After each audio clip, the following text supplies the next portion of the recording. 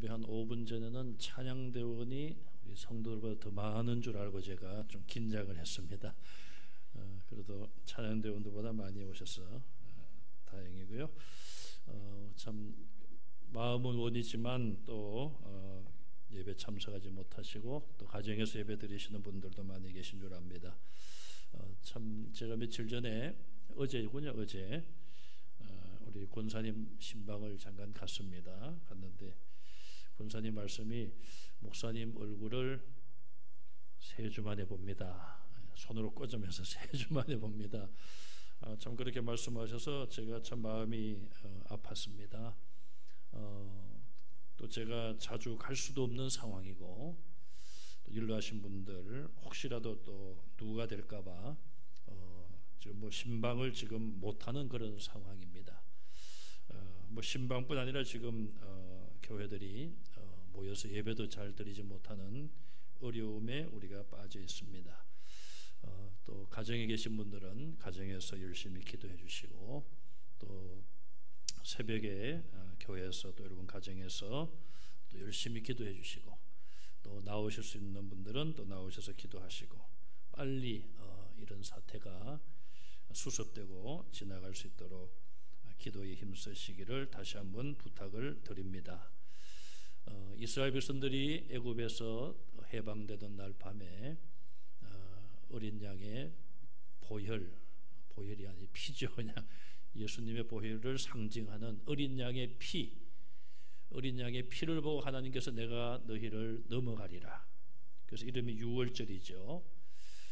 그 말씀이 다시 오늘 이 땅에 이루어져서 이 코로나의 이 전염이 다시는 확산되지 않도록 또 제가 기도하는 것 한 가지는 우리 교회 성도들이 모여서 예배 드림으로 예배를 통하여 이게 퍼지지 않도록 그렇게 특별히 우리가 신경을 써서 기도해야 됩니다. 구체적으로. 왜냐하면 물론 지금 뭐 일반 개신교 예배를 통해서도 몇 사람이 감염되고 그런 게 있죠. 없지는 않습니다. 그러나 80% 이상이 신천지 그 모임을 통해서 신천지 신자들이 지금 많이 확진 판정을 받았어요.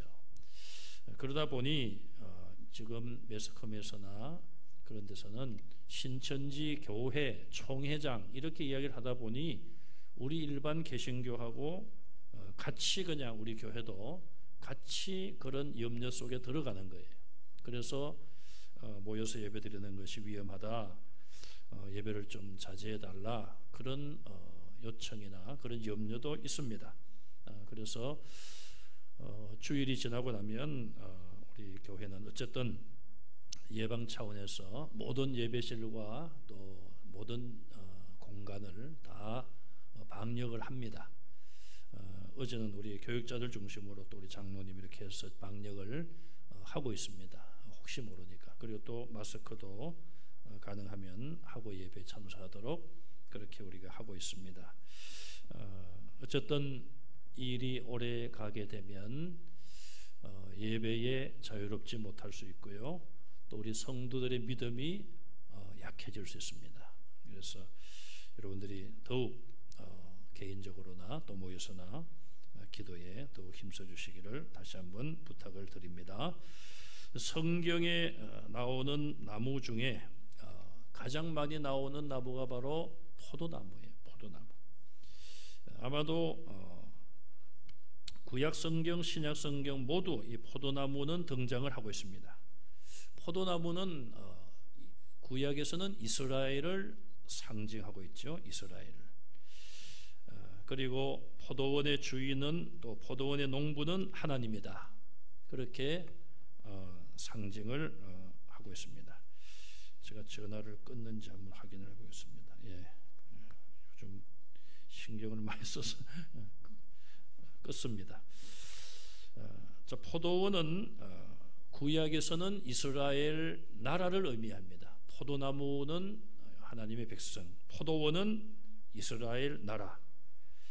하나님께서는 좋은 포도나무를 가나안 땅에 심으셨는데 이스라엘이 좋은 열매가 아닌 기대밖에 덜 포도를 맺었다. 그런 말씀이 나오죠. 그래서 먹지 못할 열매를 맺었다. 탄식하시는 그런 말씀이 나옵니다. 하나님께서 이스라엘을 선택하시고 또 사랑하시고 구원해 주셨는데도 불구하고 이스라엘은 하나님께 범죄하고 의의 열매가 아닌 죄악의 열매를 맺었습니다. 성령의 열매가 아니라 육체의 욕심의 열매들을 맺었다. 그렇게 하나님께서 책망하시죠. 오늘 본문에 보시면은 에스겔 선지자가 받은 하나님의 메시지는 이런 좋은 의미의 포도나무가 제대로 열매를 맺지 못하고 하나님의 기대에 어긋났기 때문에 하나님의 심판을 받을 수밖에 없다.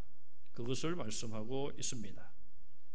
자, 이 본문의 말씀은 이스라엘 백성들이 가지고 있었던 몇 가지 고정관념을 깨뜨리고 있습니다. 자, 이스라엘 백성들은 어떤 고정관념을 가지고 있습니까? 이 고정관념은 좋은 것일 수도 있고 나쁜 것일 수도 있죠. 자, 이스라엘 백성들은 첫째로 이스라엘은 하나님의 택함을 받은 나라요 민족이기 때문에 절대로 망하지 않는다. 이런 고정관념을 가지고 있었습니다. 자, 이 고정관념은 잘못된 것이죠. 왜냐하면 이스라엘의 역사를 보면은 BC 722년에 북쪽 이스라엘 왕조가 아수르에게 멸망을 당합니다. 자, 그들은 우리는 망하지 않는다. 그런 고정관념을 가지고 있었는데 그 고정관념과는 다르게 북쪽 이스라엘이 망했어요. 그 후에 140년 가까운 세월이 흘러서 남쪽 유다도 BC 586년에 바벨론에 의해서 나라가 망했습니다. 그들의 고정관념이 잘못된 것이고 고정관념이 깨어진 것이죠. 두 번째 고정관념은 예루살렘의 번영과 예루살렘의 영광은 영원하다. 그런 생각을 가지고 있었습니다. 그래서 그들은 이 예루살렘을 굉장히 거룩한 그런 도시로, 지금도 성지순례라고 말을 합니다마는 굉장히 거룩하고 하나님의 영광이 임하는 그런 도시로 그들이 자랑을 했지 않습니까? 그런데 우리가 역사에서 보는 것처럼 예루살렘 성벽은 무너졌고 예루살렘 성전까지도 이방 군대에 의해서 짓밟혔습니다. 또 예루살렘 성전에 있었던 성전의 기구들이 외국 사람들에 의해서 도둑질을 당하고 뺏겨서 외국으로 가지고 갔습니다. 나중에 이제 바벨론에서 돌아올 때에 왕의 명령에 의해서 그들이 가지고 오는 경우가 있죠. 어쨌든 성전이 무너지고 예루살렘 성 전체가 황폐하게 되었습니다. 요즘 우리가 대구를 가볼 수는 없습니다만은 얼마나 대구가 지금 황폐할까. 4,000명 이상 되는 사람들이 환자로 되다 보니 지금 사람들이 별로 집 밖에 나가지도 않고 여러 가지로 지금 도시가 도시 같지 않은 그런 상황. 또 전국이 지금 비슷한 상황이 아닙니까? 전국이. 자, 세 번째, 이스라엘 사람들 개인적으로 자기들은 구원을 받는다. 그러나 할례 받지 아니하는 이방인들은 멸망한다. 이런 고정관념을 가지고 있었습니다. 그런데 하나님께서는 하나님께서 택한 자라 할지라도 끝까지 회개하지 아니하고 말씀에 거역하면 그들 가운데 칼과 전염병과 기근을 통하여 그들을 치신다고 말씀했습니다. 자, 이 말씀은 현재에도 그대로 적용될 수가 있는 거예요. 칼과 전염병과 기근과 또 짐승을 하나님이 보내서 그들을 통하여 또 멸망을 시키리라.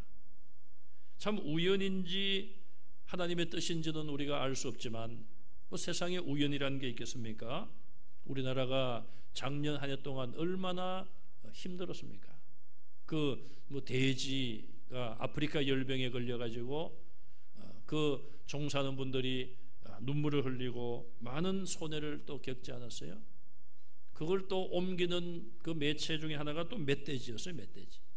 멧돼지가 지금 이 코로나 이거 터지기 전에는 멧돼지가 몇 마리 그랬는데 지금은 200 몇 마리인지 300마리까지 가까이 된 것 같은데 관심도 없습니다. 거기는 지금 거의 급한 게 아니잖아요.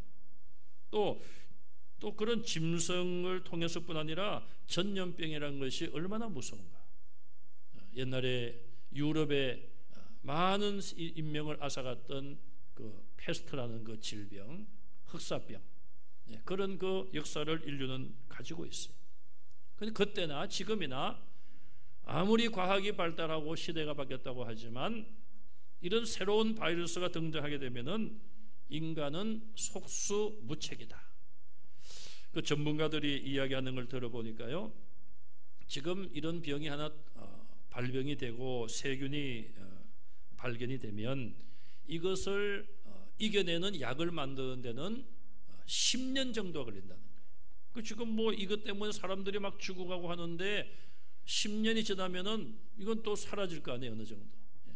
참 그런 걸 보면은 우리가 아무리 노력을 하고 사람들이 지식을 자랑하고 과학을 앞세우고 무슨 방법을 찾아도 우리가 한 치 앞을 내다볼 수 없잖아요. 만약에 10년 후에 이런 것이 발병될 것이다. 그럼 지금부터 준비하면은 10년 후에 딱 맞아 떨어지는데 정체가 뭔지 모르니 준비도 못하는 것이죠. 그래서 참 우리는 이런 자연재해라든지 이런 인간의 질병, 또 세균에 의한 이런 질병들, 이런 현상을 우리가 보면서 정말 우리 인간의 연약함을 인정하지 않을 수 없어요. 교주 이만희 씨, 신천지의 교주죠. 이번 코로나19 이 사태를 신천지의 부흥을 막는 마귀의 시험이다. 마귀가 막 이렇게 하는 거다. 신천지가 막 부흥하려니까 마귀가 이걸 막는다. 그렇게 이야기를 했어요. 그런데 만약에 하나님이 하시는 일이라면 그 사람은 하나님을 마귀라고 규정하는 거예요. 또 여러분도 다 보셨습니다마는 기자회견을 잠깐 하다가 엎드려서 절을 하는데 자기가 죄송하다고 그랬나요? 그런 존재가 어떻게 하나님입니까? 하나님이 그런 실수를 하시고 하나님이 어떤 피조물인 죄인 앞에 그렇게 절을 하며 용서를 구하는 듯한, 저는 그걸 보면서 자기가 지금까지 37년 동안 이 쌓아놓은 이 공든탑이 무너질까봐 저렇게까지라도 하는구나, 그렇게 생각했어요. 그런데 신천지 교인들은 그걸 보고 신자들은 그걸 보고 뭐라고 생각할지 제가 참 궁금하더라고요. 아주 좋게 생각하면 우리가 따르는 참 이분이 참 겸손하구나. 그게 겸손입니까? 그게 겸손해서 절을 하는 거예요? 그렇지 않잖아요. 자기는 20만 30만 신자들로부터 하나님으로 떠받들음을 당하면서 왕노릇하면서 말이에요. 이제 자기가 조금이라도 책임이 좀 감해지기를 원해서 그런 모습을 가진 거 아닌가. 참 그런 생각을 해봅니다. 신천지 신자들은 14만 4천 명 거기 들어가기를 원하는 거예요. 그래서 그냥 신천지 거기는 그냥 들어가는 게 아니에요. 교육을 받고 그 부근에서 과천 부근에 있는 목사님을 어제 잠깐 만났는데요. 그 목사님이 그 이야기를 하더라고요. 수년 전에 보니까 자기가 그 과천 그것에 교회에서 이제 심을 했는데 그 버스를 타든지 하면은 그 신천지 신도들이 책을 가지고 공부를 한다는 거예요. 공부를. 그 뭔가 하면은 시험 공부를 한다는 거예요. 그래서 시험이 어려운데 시험을 통과해야지만 자기가 그 정식 멤버가 되기 때문에 그냥 열심히 공부한다는 거예요. 열심히. 참 그런 모습을 보면서 그들이 14만 4천에 들어가기 위해서 자, 이제 14만 4천이 넘었지 않습니까? 신천지 신자들이. 그러면 이제는 또 어떻게 또 사람들을 미혹해 할 것인가? 참 그런 것들을 보면은 얼마나 그들의 생각이 잘못되었는가. 또 그들은 하나님이 자기들을 지켜주시기 때문에 자기들은 절대로 뭐 이런 질병에도 안 걸리고, 그 설교하는 녹취록을 보니까 뭐 우한에 우리 많은 사람들이 그때 중국에서 700명쯤 죽었을 때입니다. 700명이나 병에 걸려서 죽었는데 우리 신도들은 한 명도 안 걸렸습니다. 그렇게 막 이야기하더라고요. 지금 우리나라는 지금 뭐 굉장히 뭐 많이 확진 환자로 되고 있습니다. 자, 그런 이스라엘 백성들도 나는 괜찮다, 우리는 택한 백성이기 때문에 괜찮다, 그런 잘못된 생각인데, 오늘날도 여전히 그런 잘못된 생각에 빠져 있는 자들, 특히 이단에 빠진 자들이 그런 거예요. 우리가 예수님을 믿는다고 해서, 내가 그리스도인이라고 해서 질병에 걸리지 않습니까? 우리도 살면서 여러 가지 질병에 걸릴 수 있어요. 그러다 중요한 것은 내가 어떤 그런 어려움을 겪을 때에 정말 하나님께 도움을 구하고 하나님이 내 생명을 주관하시는 분이라는 것을 분명히 믿고 하나님의 도움을 구함으로 인하여 그 역경과 어려움을 내가 이겨내는 것, 이것이 믿음의 힘이고 이것이 하나님을 믿는 성도들이 가져야 될 자세예요. 하나님을 믿으니까 나는 아무런 병도 걸리지 않는다, 그런 생각은 잘못된 고정관념이고 이스라엘 백성들과 같은 잘못된 고정관념일 수 있다는 것입니다. 하나님께서는 이런 이스라엘의 잘못된 고정관념을 깨뜨리시기를 원했어요. 그래서 그들에게 채찍질 하시기도 하고 그들의 잘못된 생각을 바르게 하라고 선지자들을 보내서 회개를 촉구했어요. 그러나 그들은 끝까지 회개하지 않고 하나님께 돌아오지 않았습니다. 이스라엘이 생각하고 있는 포도나무, 그것은 이스라엘 백성들에게 있어서는 자기들 스스로의 생각으로는 큰 축복으로 생각했어요. 그래서 이스라엘 백성들은 성전 문에 금색으로 포도나무를 만들어서 장식을 하고, 그 포도나무에 넝쿨이 있지 않습니까? 또 넝쿨에 달려있는 포도송이가 거의 2m 가까이 되는 포도송이를 만들어 가지고 그 성전 문 입구에다가 장식을 했다는 거예요. 그래서 우리가 이 포도 하면은 참 보기도 좋고 또 맛도 있고 한데, 영적인 의미로 이스라엘 백성들은 굉장히 선민의식을 가지고 생각을 했다는 거예요. 이 포도나무에 대한 출발점을 우리가 보면 창세기 49장 22절에 야곱이 죽기 전에 요셉에게 축복을 하죠. 요셉은 무성한 가지 곧 샘 곁에 무성한 가지라, 그 가지가 담을 넘었도다. 이 포도나무의 이런 번성함을 요셉에게 축복을 하고 있어요. 그 다음에 10편 80편 8절 이하에 보면 하나님께서 애굽에서부터 극상품의 포도나무를 가져다가 가나안 땅에 심으신 것이죠. 이스라엘을 애굽에서 해방시켜서 가나안 땅에 들어가게 하셨다는 거예요. 그런데 하나님께서는 이스라엘이 좋은 포도, 극상품의 포도를 맺기를 원하셨어요. 그런데 이스라엘은 시간이 흐를수록 그렇게 하지 못했습니다. 그래서 나중에는 결국 불태움을 당하기도 하고 그 포도나무가 배임을 당했다, 멸망을 했다는 것이죠. 그래서 하나님, 이 배임을 당하고 불태워지고 멸망당한 포도나무를 소생시켜 주십시오. 그런 간절한 기도가 시편 80편에 나오고 있어요. 또 이사야 3장 14절 5장 1절 이하에 보면 이스라엘의 지도자들이 포도원을 삼켰다, 그렇게 책망하고 있습니다. 또 극상품의 포도를 심었는데 덜 포도를 맺었다, 그렇게 이스라엘의 실패를 지적하고 있습니다. 그 다음에 신약으로 와서 보면은 예수님께서도 포도나무와 포도원 비유로 교훈을 하셨어요.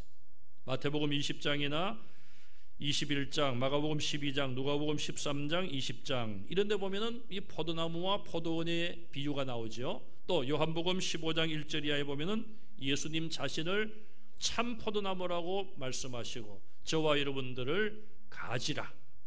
가지가 나무에 연결되어 있어야지만 열매를 맺는다. 그렇게 우리와의 관계에 대하여 말씀하셨습니다. 자, 이런 정도가 우리가 성경에 나오는 이 포도나무 혹은 포도의 비유적인 교훈입니다. 오늘 본문으로 돌아와서 오늘 본문은 포도 열매가 아닌 포도나무 자체에 대한 교훈입니다. 포도나무가 열매를 맺지 못한다면 어디에 사용할 수 있을까? 여기에 대한 대답이 오늘 본문의 내용이라고 볼 수가 있습니다. 결국 열매를 맺지 못하는 포도나무는 아무 데도 쓸 데가 없다. 이것이 결론적인 말씀이에요. 오늘 본문을 보시면은 세 가지 질문이 있습니다. 에스겔은 예루살렘을 숲속의 야생 포도나무에 비유를 하고 있어요. 그러면서 세 가지 질문을 합니다.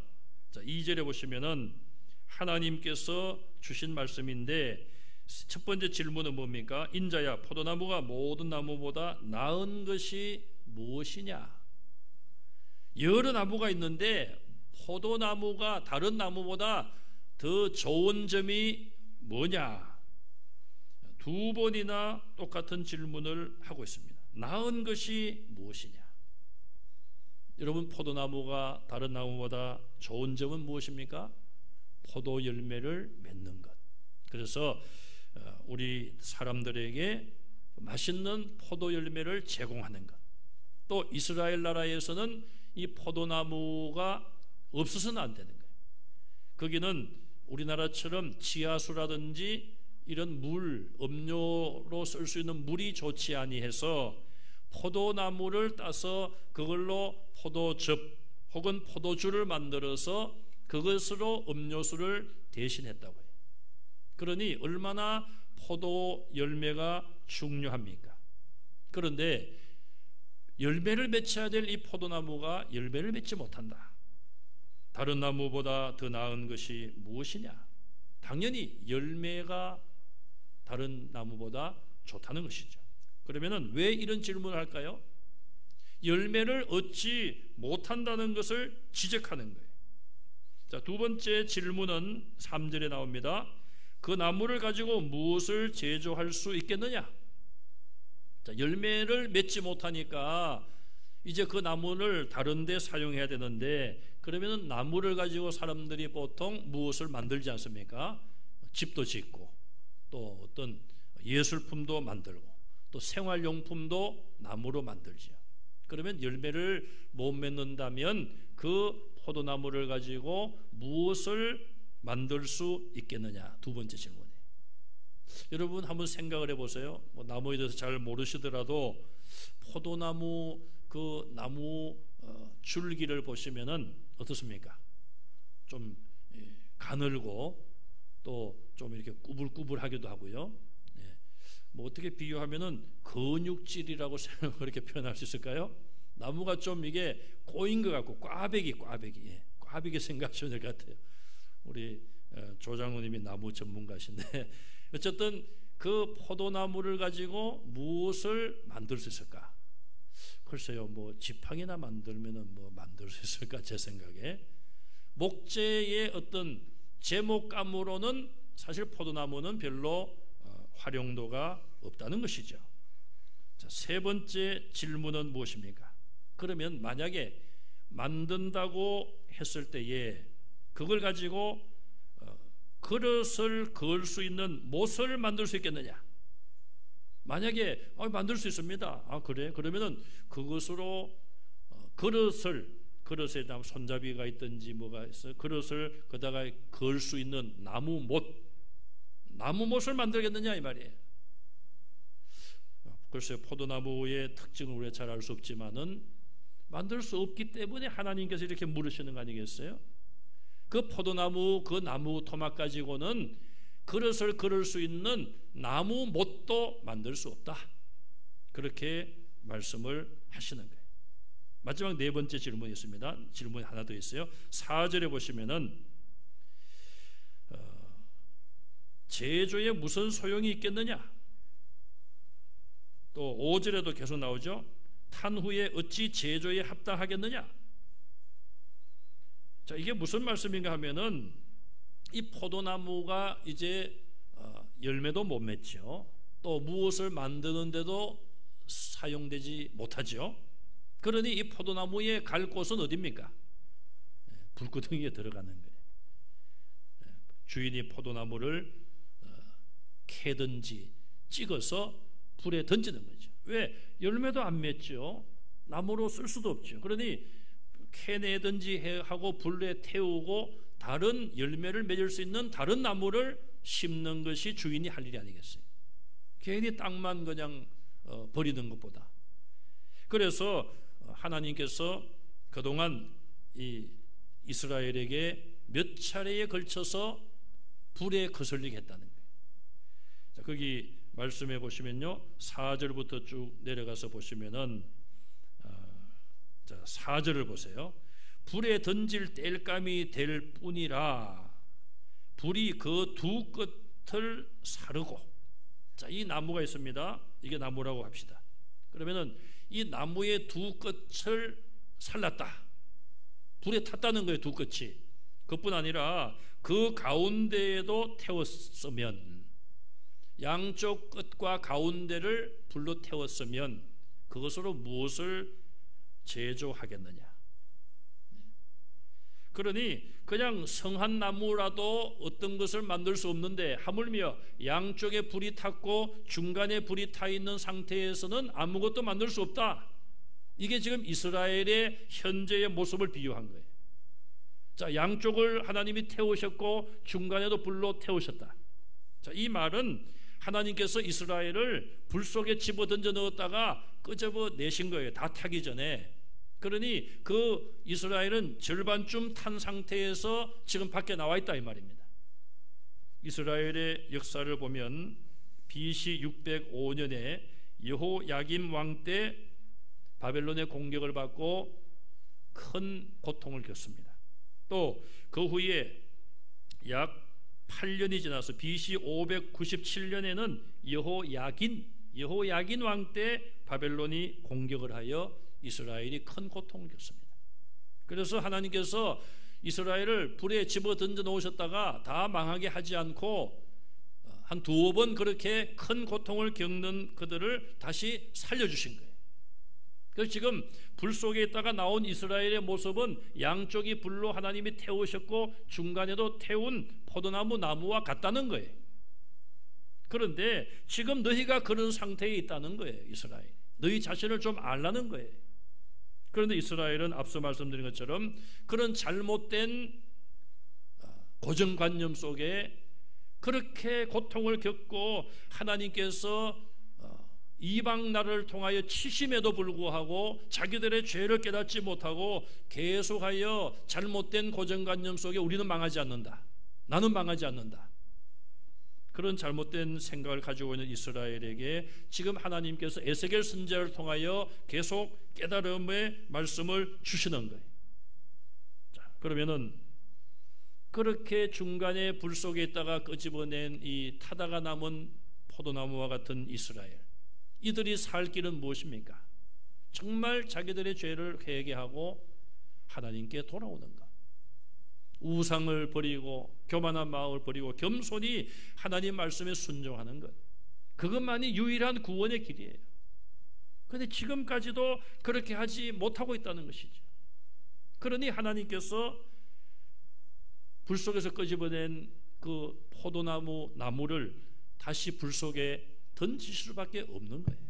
그래서 결국 BC 586년에 11년 정도 세월이 지나서 하나님은 타다가 남은 나무와 같은 이스라엘 그들을 다시 불 속에 던지신 거예요. 그래서 바벨론에 의해서 완전히 나라가 망하게 된 거예요. 참 오늘 본문 말씀이 굉장히 짧은 말씀이에요. 왜 하나님께서는 이 포도나무를 가지고 말씀하실까? 이 포도나무가 이스라엘의 흥망성쇠에 대한 것을 비유적으로 말씀하고 이스라엘의 멸망에 대한 것을 결정적으로 교훈하는 말씀이에요. 오늘 우리나라는 상당한 위기를 만나고 있습니다. 세계 10대 교역국이다 자랑을 많이 했습니다마는 이 코로나19 사태 이전부터 경제적으로 상당히 어려운 여건이었는데 또 이런 어려움을 만나서 상당히 경제적으로 위기를 맞고 있습니다. 경제의 위기보다도 우리가 더 염려하고 더 기도해야 될 것은 영적인 위기예요. 한국 교회가 지금까지 이렇게 예배당을 문을 닫고 온라인으로 이렇게 예배를 드린 적이 135년 역사상 없었습니다. 우리는 이런 위기를 맞이하면서 이 위기 가운데 하나님의 뜻이 무엇인가 그걸 찾는 것이 중요한 거예요. 우리가 어떤 개인적으로도 어떤 고통의 시간을 겪으면서 아무런 교훈도 발견하지 못하고 그냥 무의미하게 그 고난을 고통을 지난다면 얼마나 손해입니까? 그러나 어떤 실패라든지 실수라든지 그런 걸 통하여 내가 교훈을 발견하고 그 다음에 그런 일이 있을 때에 지혜롭게 이겨나갈 수 있는 그런 하나의 경험이 된다면 그 고통은 오히려 값 있는 고통이라 그렇게 우리가 말할 수 있죠. 영적으로 우리 한국교회는 위기를 맞이했다. 그렇게 우리는 공감을 해야 됩니다. 그리고 이런 정말 예기치 않고 누구도 원치 않은 이런 사태가 벌어졌는데 이것이 우연한 일인가? 또 이것이 누구 때문에 그런 것인가? 그런 것이 아니라 분명한 하나님의 음성을 우리가 들어야 됩니다. 하나님의 뜻이 분명히 있음을 우리가 알아야 되고 가장 우리가 먼저 생각해야 될 부분들은 우리 자신들을 돌아보고 하나님 앞에 우리의 잘못을 회개하고 또 우리 한국교회 지도자들의 잘못을 회개하고 또 우리 성도들이 이 사회에서 빛과 소금의 사명을 감당하지 못한 것 우리가 깨닫고 회개해야 됩니다. 야고보서 5장 13절 이하에 보면 병든 자를 위해서 기도하라고 성경은 말씀하고 있어요. 지금 육신의 일반적인 병이 아니라 전 국민들이 지금 두려워하는 이런 전염병 우리는 이것을 위해서 열심히 기도해야 돼. 너희 중에 고난당하는 자가 있느냐? 저는 기도할 것이요. 여러분 이웃의 고난이 바로 나의 고난이에요. 대구 경북에 있는 사람들의 고난이 우리의 고난이 돼야 돼요. 그렇게 생각을 하고 우리가 함께 이것을 이겨낼 수 있도록 우리가 할 일이 무엇입니까? 달려가서 뭘 도와줄 수도 없는 상황 아니겠어요? 우리가 할 수 있는 일은 하나님 앞에 기도하는, 기도하라고 말씀하셨으니 기도해야 되고 어떻게 기도하느냐? 병든 자는 교회의 장로들을 청할 것이요 그랬습니다. 교회 지도자들이 앞장서서 기도해야 돼요. 또 주의 이름으로 기름을 바르며 기도하라고 그랬습니다. 기름은 그 당시에 약으로 쓰였죠. 지금 많은 의료진들이 대구에서 정말 잠을 설쳐가면서 환자들과 싸우고 있어요. 질병과 싸우고 있어요. 그래도 약 2,000명은 지금 아직 병원에 입원도 못하고 대기하고 있습니다. 여러분 이게 참 전쟁과 같은 거예요. 지금 우리는 전염병과 싸우고 있는 거예요. 전염병과 싸우고 있어요. 제가 너무 답답해서 그런 이야기를 했어요. 병상이 모자란다고 그러지 말고 제가 며칠 전에 한 이야기입니다. 체육관이나 운동장이나 이런 데다가 컨테이너를 갖다가 병상을 만들면 되지 않느냐. 여러분 중국이 우한에다가 그렇게 했습니다. 우리가 잘 모르면은 보고 배워야죠. 중국한테도. 그렇게 해야지 병상 타령만 하고 있다가 기다리다가 죽고 그런 거 아니겠어요? 그러니 우리가 지도자들을 위해서도 기도해야 돼요. 지도자들이 지혜롭게 할 수 있도록. 그래서 정말 우리 성도들이 할 수 있는 것, 제가 할 수 있는 게 뭐가 있겠습니까? 기도해야 되고요. 우리가 함께 기도해야 되고 또 믿음으로 기도하라고 그랬어요. 믿음으로 전적으로 하나님을 의지하고 믿고 기도해야 돼요. 또 중요한 것이 하나 있습니다. 서로 죄를 고백하며 기도하라. 우리의 죄를 회개하며 기도해야 돼요. 자, 그래서 우리가 오늘 하나님께서 대적하시면은 아무도 그 하나님의 채찍과 심판을 피할 수 없어요. 한 가지 피할 수 있는 것은 회개하고 믿음으로 기도할 때에 하나님께서 우리를 불쌍히 보시고 이 모든 고통에서 벗어나고 구원해 주실 줄로 믿습니다. 참 대한민국 국민 하루라도 한 시간이라도 빨리 여기서 해방되고 싶지 않겠어요? 그것이 하나님께 달려있음을 우리가 믿고 믿음으로 간구하는 저와 여러분들이 되시기를 주님의 이름으로 축원합니다.